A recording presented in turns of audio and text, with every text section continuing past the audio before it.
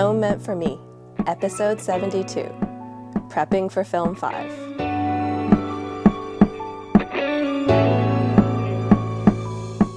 Hey Magical Misfits, it's Kaidain Ivy, and welcome back to A Tome Meant for Me. One of my random skill sets is I am a makeup artist, and I do makeup for film and TV on occasion, especially when I have some of the creatives in my circle of friends who have a passion project that they really want to get off the ground. Those are the kind of projects that most excite me. And when my friend and producer Israel approached me, oh goodness, it must have been last year, about doing a project, I said, of course, because it was Israel, and I say pretty much yes to everything that he wants to get done, but it was going to be for this year's Film 5, which is with the Atlantic Film Coop and is kind of a mentorship project of beginner directors and crew to be on a real film set to get real film experience in a more comfortable learning environment. So you'll have your mentors who will have, usually it's the department heads, they have their internees, which are kind of their job shadows, and they get to get their feet wet and learn as they go. It's been a little bit more difficult in the past couple years with COVID and having skeleton crews, being able to have that space, to have interns, to have newer projects, to have kind of anything that's a little bit more than bare bones. So when restrictions lifted earlier this year and it was confirmed that we were going to go ahead with having as many interns as that we were going to have on this particular project, it was kind of exciting that things are sort of getting back to normal-ish. But it's been really interesting planning through production through a pandemic. I've been on sets, I've worked throughout the pandemic, but there's definitely different things that we have to be aware of now that we never had to.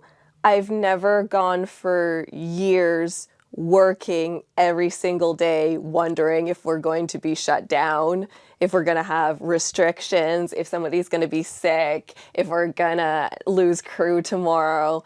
That has been our reality for the past couple years. So it makes planning anything in advance super difficult because you have so many variables. So when I was approached to do this project, I was really excited that it was going to be a BIPOC project. I love elevating the voices of my brothers and sisters so that their stories can be told. And I really like having a project that is kind of coming from a different angle, that is something new that we're kind of pushing. It's less of going to work and doing the usual and more of this is a project that I'm really invested in. Not that I don't love every job that I do, because I love what I do. It's just there's a certain part of me that I give to more passion projects. So having met with the director and the writer, I was going to take over the hair and makeup department. I was going to kind of oversee wardrobe because they already had cast in mind who were going to bring their own wardrobe for COVID safety. So I was just supposed to kind of be on set to make sure that everything was as it should be on set and to kind of give finals on that front. And because the short story is about an artist and her paintings, I was going to do some of the artwork for this film that's not necessarily shown in the film, but it's more the driving force and the inspiration behind it, so that we kind of have a central point, almost like an eye line, but kind of for an emotional headspace. So having taken a look at this script and broken it down on numerous occasions, because we got it so early, there was a lot of time for revision. We really kind of kicked off everything at the beginning of the year. Everything was going great. We had our crew locked in. Just needed to kind of finalize things as we grew closer to going to camera. However, this is a pandemic. That means that anything can go wrong at any point in time, and it will. Just with the numbers rising in the province can send other productions spiraling. Because we're all working on various productions as well, that will send other productions spiraling. Because if you have a crew on one production and they have to shut down for a couple days, and then they have to do pickup days to make up for production time that they lost, that gets tacked on to the end of their contract, which could lead into the next project if they were going back to back. Unfortunately for artists, that's often how we work. And we usually have seasons on which production or work is more plentiful, and we need to do all of this stuff when we can, because there's months where there's nothing. And if we have the next job kind of spiraling out of control, or we have to lose the job that we have lined up because this production goes further into another one, it can be really, really tricky to keep having that stop and start and stop and start without really knowing the end date or the end game or what that even is going to look like when you get there. So we had that. I had multiple calls from Israel going, so just out of curiosity, do you know anybody who does this? And I'm going, what's up? And he goes, oh, we lost a couple more people to the production. It's no problem. We just, it's 3 weeks in and we need a production designer. And we're going, okay, great, we can do this. Getting closer in, suddenly our leads have to pull out because their production, and this is the two characters that this production is about. There's only two characters, and both of them couldn't be filming on the dates that we were going to be filming because their production got pushed back, and therefore we lost actors as well as their wardrobe, as well as the location, because we were going to film at their house. So now, 2 weeks in, we're looking at reworking location, reworking art department, reworking wardrobe, reworking cast, possibly reworking script if we can't find people to fit into certain roles, as well as crew have been dropping left, right, and center because they've been getting sick or production has had a positive exposure. So that heightens everybody's stress. Getting closer in, we're, oh goodness, a week to camera, not even, maybe 4 days, and the cast was finalized.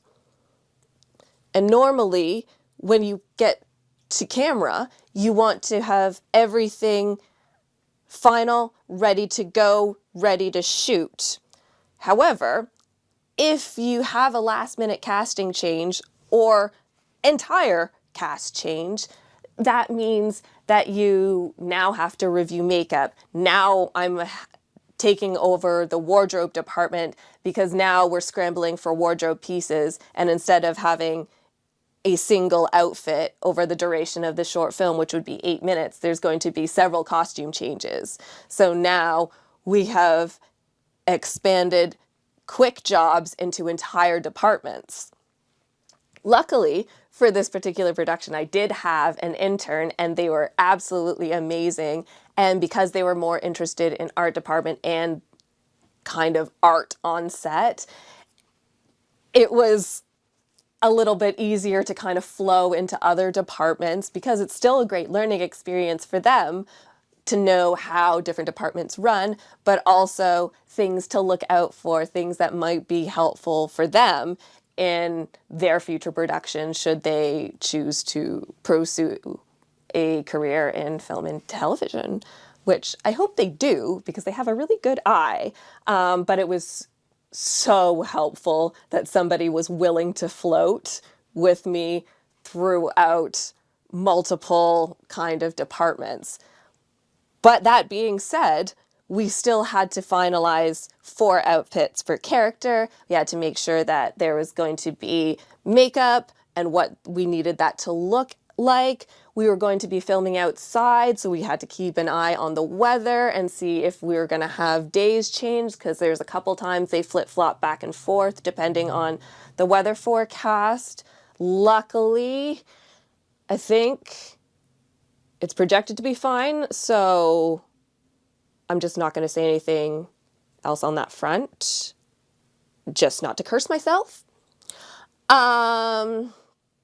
But also, having to do the art as well, I have multiple stages of the painting that we are going to be having on set. So I ended up doing probably 4 versions of the hero painting, just in case they needed to paint over, and to make sure that the details and everything matched up, because we wanted to have the look of the film all be encapsulated in the painting and vice versa. So wardrobe and makeup were also mirroring the images and the colors that were in the painting.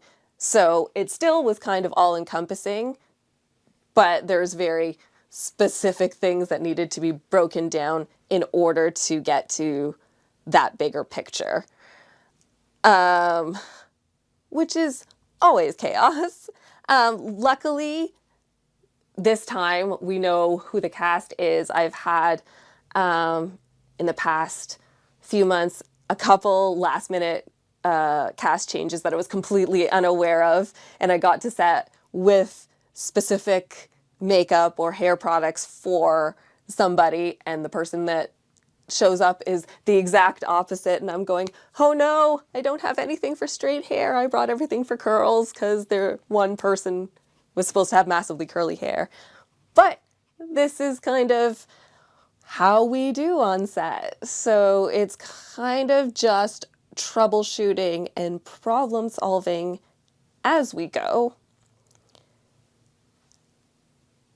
I hope I haven't forgotten anything. This is my mind on production.